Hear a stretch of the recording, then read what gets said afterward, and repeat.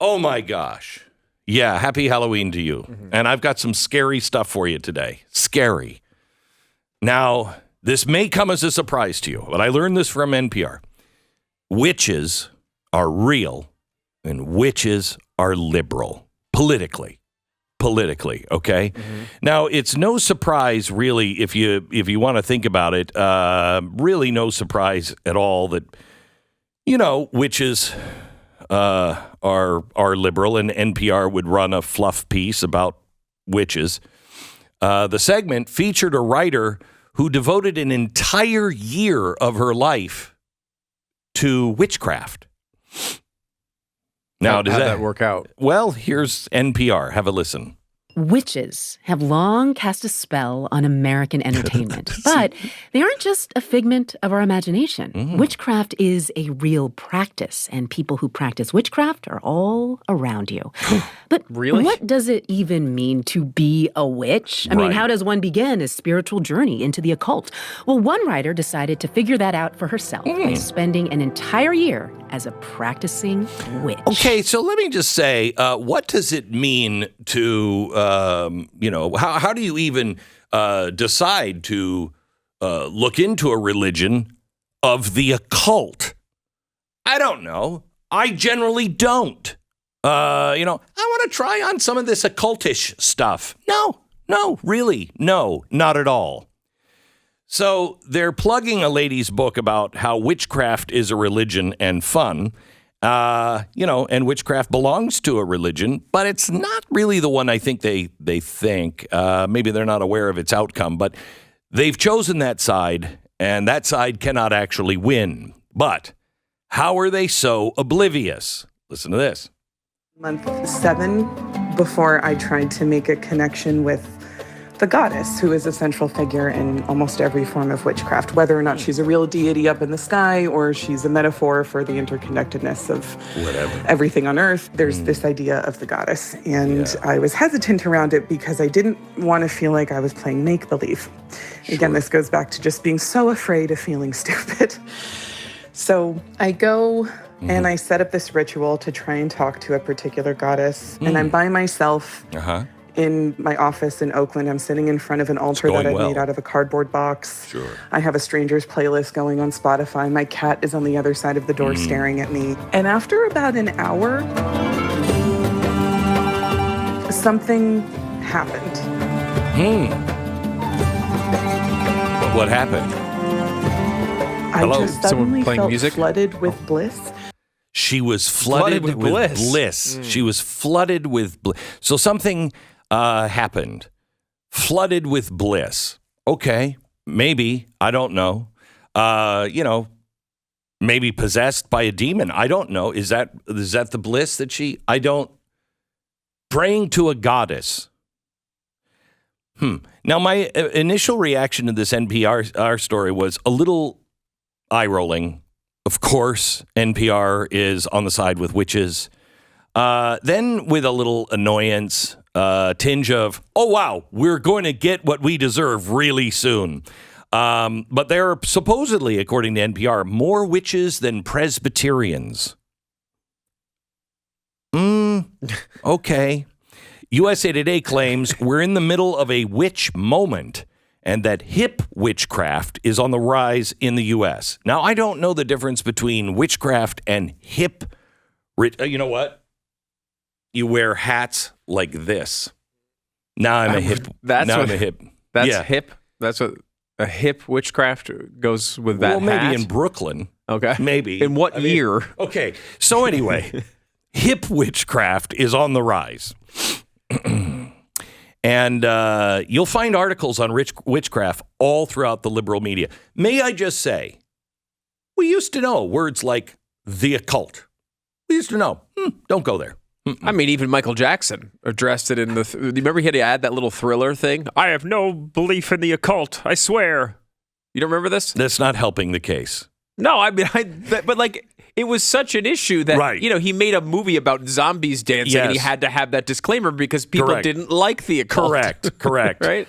So here's where I ended up on this story. Actually, a little bit of hope for the future because we're just burning ourselves down to the ground. And I think people are waking up. I love all of the stories of Jewish progressives that were on the front lines of everything. And they're now going, wait a minute, I think I'm surrounded by anti-Semites. And you're like, yeah, been trying to tell you that, but you've been calling me an anti-Semite for saying that your friends are anti-Semites. So anyway, what does it mean to be a witch in 2023? What are the demographics? Well, obviously the NPR crowd is into it, or else NPR wouldn't be promoting books about witchcraft. And the way they do it, the way witchcraft is as trendy and as helpful as veganism or yoga. Intersexuality is the buzzword here. The idea that the pests of society are stronger if they come together, combining their mental illnesses and criminal instincts like those Power Ranger rings. I keep wondering, what is it that unites all of these bizarre and obnoxious people, quite honestly? Well, they claim to be united by all ideas, like witchcraft. Christianity? No. All ideas, like the occult. Christianity? No. Like anti-racism. Oh, like, okay, everybody can, well, not everybody can reach the goals. I mean, you're white. You shouldn't be allowed to. Oh, okay, I got it. It's all this social justice nonsense. They want the world to believe all of this, but they never stand up for their own belief. Everything they claim to care about actually means nothing to them in reality. You can see this now on our college campuses that wanted diversity. Who's the most downtrodden in the world, in world history? Probably I'd have to say the Jews. Nope, not anymore. Their most consistent characteristic is hypocrisy. Generally, they're unreliable people. I don't know. I try not to hire them. It seems like they're evolving to too quick to understand all of this, that the goalposts shifting so fast they just can't keep track. But in reality, they never deviate from the mission. Well, not mission, because it's really about what motivates them. Why do they act the way they act? Why do they love to throw more tantrums than a teething toddler? Why are they constantly in your face? Why is it they just love to annoy? Well, this is where we get back to witchcraft. Have you ever heard the term edgelord? Hang on. Edgelord. Edgelord is a good word to know. Edgelord is a newfangled way to describe a certain personality type. They're an edgelord. It's like the person who's annoying and confrontational for no apparent reason. Although nothing happens for no reason, this is one of the few truths the left still acknowledges. The literal translation of edgelord would be the sarcastic title, Lord of Being Edgy. Merriam-Webster has a definition of edgelord. The word is taken hold to refer to one who makes wildly dark and exaggerated statements, usually on an internet forum, with the intent of shocking others. There is usually a tone of nihilism to such remarks, the kind that might be flagged by a counselor as antisocial behavior. So the Palestinian protests could be deemed full of edgelords. Witchcraft is an edgelord practice because what do edgelords want more than anything? They want to seem special. They want to seem very, very special. I'm a witch, you know. Oh. Huh. Well, that is special, I guess. Which is why the most devastating thing you can do to edgelords is to laugh them off. You know why? Stalin was an edgelord. Yeah. Hitler was an edgelord. Mussolini was an edgelord. They don't like it when people laugh at them. Now, most witches, I hear, are liberal. And it should be no surprise that witchcraft is especially popular among, believe it or not, transgender activists, which are some of the biggest edgelords on the planet right now. One academic article says, contemporary paganism, another word we used to say, bad. Contemporary paganism portrays gender in an array of different ways, and as such is very inclusive of sexual diversity. No, paganism is? What does the occult have to say? Much of this phenomena happens through what pagans call witchcraft. But how does witchcraft help queer and transgender pagans take part in the pagan community?